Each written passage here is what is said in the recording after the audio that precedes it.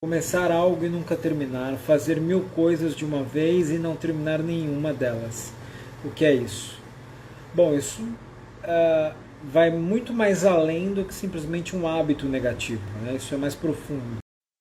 E essa sabotagem é assim, ela está quase conseguindo, ou quase terminando o que queria e começa a achar defeito, né? A querer ser perfeita, o senso de perfeccionismo, que na verdade é uma autossabotagem nesse sentido. Também tem a ver com uma ansiedade exagerada, né? A gente sabe que a ansiedade ela é característica do ser humano, ela ajuda até em certo ponto a você atingir metas, mas quando ela fica muito exagerada, ela começa a comprometer, né? Também ter relação com o medo de crescer, né? O medo de virar realmente adulto e se frustrar. Então a gente tem exemplos aí de pessoas que, por exemplo, pulam de faculdades porque nunca sabem o que querem.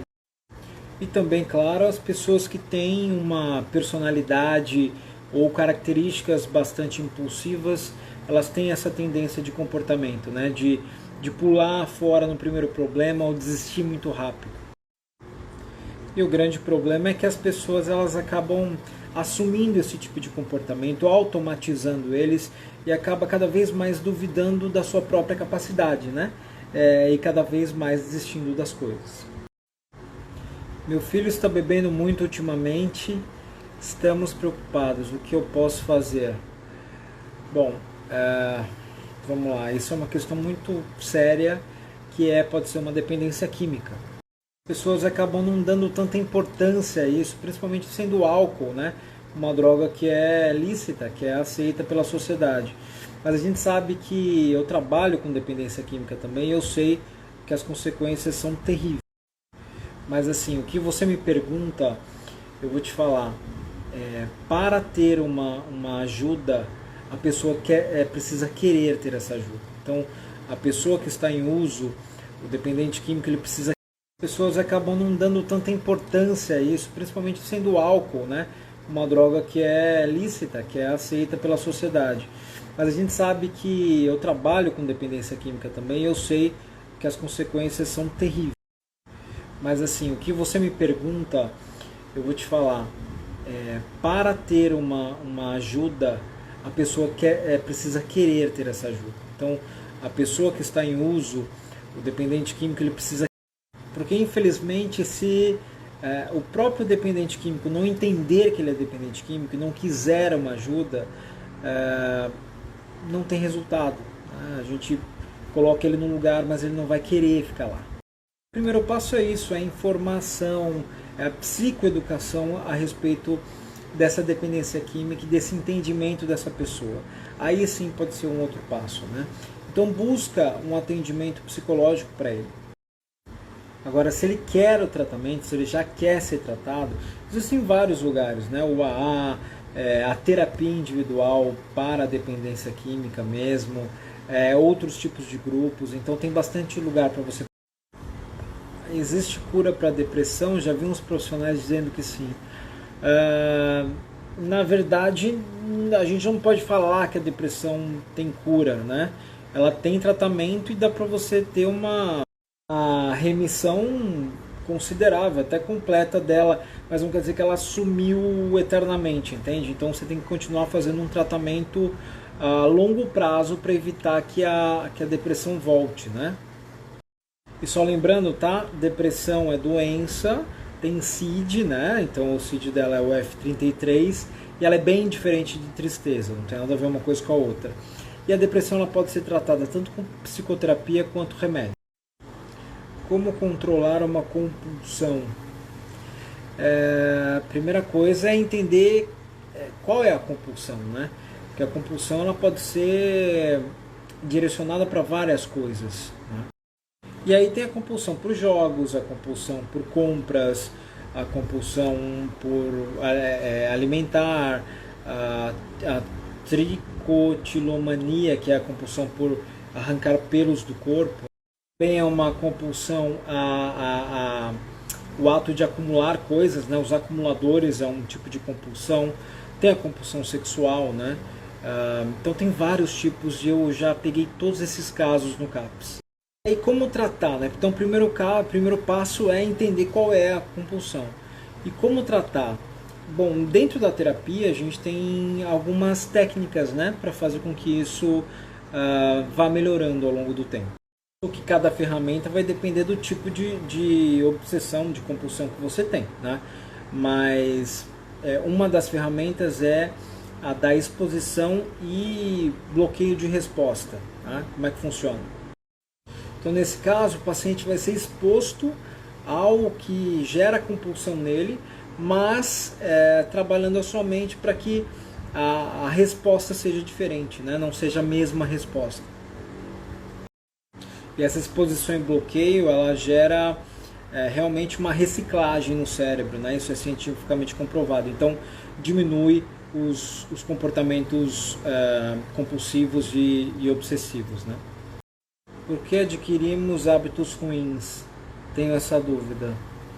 Boa, cara. Excelente pergunta. E por que, eu acho que uma outra pergunta é por que é tão difícil adquirir hábito positivo, né? Então, na verdade, a gente adquire o hábito, seja ele positivo ou negativo, da mesma forma, né? É uma forma de automatização do nosso cérebro para gastar menos energia para coisas primárias. Então, o primeiro entendimento é que ele é uma automatização. E aí, como acontece a automatização? Repetindo. Ele é uma repetição.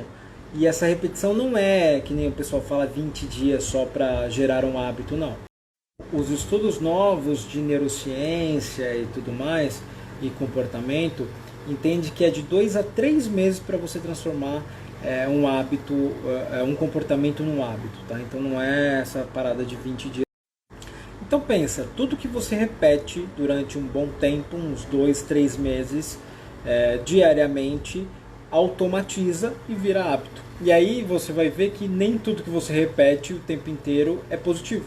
Então hábitos como fumar, tomar café, ter muita preguiça, não querer estudar, ficar muito no computador, ver muita TV, enfim, são comportamentos repetidos que se tornam hábitos negativos. E aí, por que é tão difícil construir um novo hábito? Porque geralmente você está querendo construir um novo hábito quebrando um hábito antigo, né? Um hábito negativo antigo. Então, você tem todo um processo para ir quebrando isso. Na verdade, são 2 trabalhos, né? Você tem que quebrar o hábito antigo e construir o novo. E isso tudo com a tua consciência, né? E geralmente o hábito novo, a princípio, não é tão prazeroso assim, né? Então é por isso que... Qual é a sua linha como psicólogo? Bom, minha abordagem dentro da psicologia clínica, né, é a psicologia positiva e também com especialidade em estresse e ansiedade. O que é legal da psicologia positiva dentro da clínica? É porque ela não trabalha só as questões negativas do passado e tudo mais, mas a gente trabalha como você enxerga o hoje e o amanhã. Então o objetivo é te desenvolver emocionalmente realmente, te dar ferramentas, né, para você lidar com o dia a dia, para melhorar o seu amanhã e não lidar somente com as questões do passado, que a gente trabalha também. Então, para você melhorar o seu amanhã, o foco da psicologia positiva é muito no hoje, no agora, né, em como você vai transformar a sua vida para melhorar ela. E o legal é que as ferramentas todas são científicas. Eu poderia ficar falando até amanhã da psicologia positiva, que é realmente uma abordagem que eu tenho um prazer enorme de trabalhar e de ver os meus pacientes realmente evoluindo com esse tema, com essa abordagem. E também a minha especialidade em estresse e ansiedade, então trabalhando os conceitos racionais, cognitivos do porquê que essa ansiedade está no seu corpo, porquê que o estresse está lá, e usando ferramentas essas também científicas que vão trabalhar e te ajudar a controlar o estresse e a ansiedade e deixá-las a ponto de te ajudarem no processo na tua vida e não te atrapalharem, né? Então é bem legal. Acho que meu pai é acumulador. O que dá para eu fazer para ajudar? Bom, o primeiro passo é você entender o que é um acumulador, né? Não sei se você sabe o que é isso, mas acumulador é uma compulsão, né? Uma compulsão que a característica principal é juntar muitos objetos, né? Juntar objetos que nunca vai usar na vida, mas que ele acha que ele vai que vai ter algum uso, não conseguir jogar no lixo algumas coisas, né? Uma outra questão também é que geralmente eles não acham que eles têm problema, né? Acham que é uma coisa natural, que eles vão ter que utilizar aquilo de alguma forma, ou foi alguma coisa que eles compraram, que nunca utilizaram, mas que em algum momento eu vou utilizar. E como surge a compulsão de um acumulador? Por dois fatores bem específicos. Ou é genético, ou seja, o cérebro funciona de uma determinada maneira, ou eventos estressantes poderosos. Os riscos, não só psicológicos, mas também de saúde, porque ele acumula tanta coisa que é muito mais suscetível de ter infecção ou alergia, né, pelas bactérias, vírus que podem se acumular dentro da casa. Na parte emocional é quando eles percebem que eles têm um problema, mas eles não querem resolver ou não têm a possibilidade de resolver. E acaba fazendo com que eles se isolem das pessoas por vergonha e tal, e pode gerar depressão. E o que você pode fazer para ajudar é conversar com seu pai sobre uma possibilidade de ir conversar com um profissional, né, um psicólogo, para fazer um tratamento, porque o tratamento do compulsivo ele é de duas. Essas duas formas são ou terapia, né, um trabalho bem específico para trabalhar as questões da ansiedade, e também a parte medicamentosa, né? Então ele pode entrar com um antidepressivo, um ansiolítico ali para ajudar nesse processo. Você é a favor de tratar a ansiedade com remédio? Essa pergunta me fazem muito, assim. E tem gente que, enfim, tem várias ideias sobre isso, né? Mas vou te contar a minha. Eu sou a favor quando o caso precisa de remédio, ou seja, quando é um transtorno de ansiedade, principalmente na fase aguda, na fase crítica, o remédio, o ansiolítico, ele tem uma função bem importante no processo, tá? Então, quando é uma TAG, uma síndrome do pânico, um transtorno obsessivo compulsivo pesado, grave, pode ser importante tomar o medicamento a princípio para dar uma estabilizada, pode ser.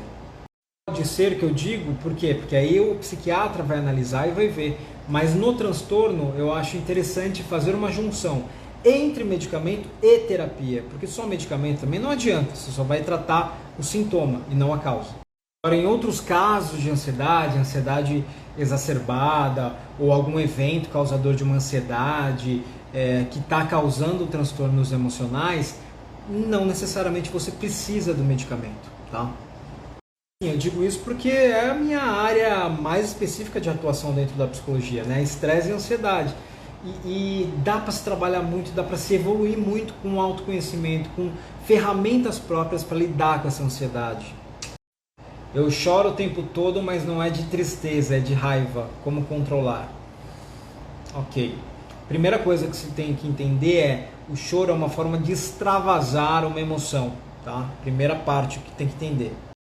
Então você pode chorar por raiva, por tristeza, por felicidade. Você pode chorar por esses motivos, né? O chorar é uma forma de extravasar, de aliviar um sentimento que está muito grande dentro de você. O ato de chorar em si não é negativo. Agora, chorar o tempo todo já é um problema, né? Já é uma coisa que te limita emocionalmente e por essa raiva. Então, como você vai controlar é o que te causa essa raiva. Entende? O que precisa entender realmente é qual é o motivo dessa raiva, o que está causando essa raiva dentro de você. São eventos que são reais ou é uma raiva que vem de dentro que você nem sabe o motivo?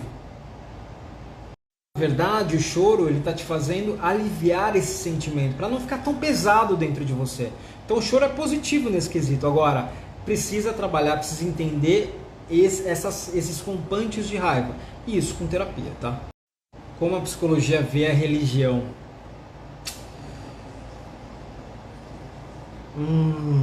Entendi. Bom, vamos lá. Assunto... Tudo que envolve religião é um assunto polêmico, né? Mas o que eu posso te dizer é que assim, a psicologia ela não tem religião, né? Então o psicólogo, por mais que ele possa ter uma religião na parte pessoal, isso não deve influenciar de maneira nenhuma o tratamento que ele faz de terapia, de psicoterapia, tá? Então a religião ela não é influenciada, a psicologia não é influenciada pela religião do paciente, tá? E isso se respeita muito. Seja qual for a religião do paciente, um psicólogo, terapeuta, profissional, ele vai respeitar isso e vai usar essa crença da pessoa para ajudar ela em alguns quesitos, né? Como eu trabalho bastante com dependência química também, eu vejo que a religião ela é um dos fatores que ajuda as pessoas a se manterem abstinentes, a se manterem no tratamento, né? Porque é uma força que eles têm de fora. Um fator importante para vocês terem ideia, que eu também já atendi, são possíveis suicidas, né? São pessoas que querem se matar, mas só não se matam porque elas acreditam que isso é um pecado, alguma coisa do tipo. A religião ela pode ser uma coisa positiva, né? Desde que não seja exagerada. Lembra sempre daquela frase, tudo demais é veneno, para qualquer coisa, tá? Tudo que é exagerado dá ruim, em algum aspecto. Isso é importante que se trabalha também quando a pessoa é muito religiosa e tal, fazer com que ela entenda que os ganhos dela, o que ela conseguiu, são méritos dela, são esforços dela, né? Fazer com que ela valide isso para ela. E não só resultado de uma força externa que é independente dela, né? Que faz a vontade por ela mesma, né? Então, o assumir a responsabilidade é muito importante para o autoconhecimento e confiança. E não só resultado de uma força externa que é independente dela, né? Que faz a vontade por ela mesma, né? Então, o assumir a responsabilidade é muito importante para o autoconhecimento e confiança.